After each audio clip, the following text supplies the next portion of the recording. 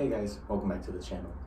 In today's video, I'm going to update you guys on how the papaya are doing. They have grown a ton, and I'm not going to waste time with it. I'm just going to get right to it. Our papaya have done very, very well. They have grown a ton. I think we're probably like 90% of them have grown. As you can see, I've probably waited a little too long to repot these, but hey, we're gonna do it today. So all I've done is filled up this planter with some soil, same soil that I planted these in. I should also mention these guys, they've been having about 6 hours sun every day, and it's morning sun and then afternoon shade. I've also just been giving them water every single day, like just keeping the soil moist, and keeping it wet. They have done amazing.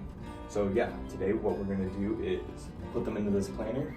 I'm gonna put them over on this side so they get more sun, and yeah, we're gonna see how it goes.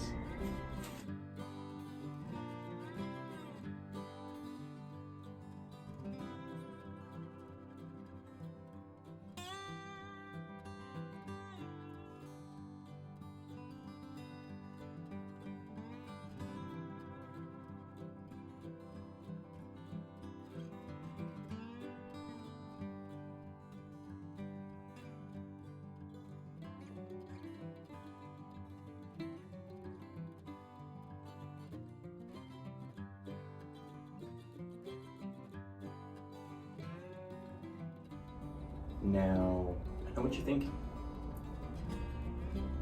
That's a lot of papaya. You'd be right. This is a lot of papaya plants.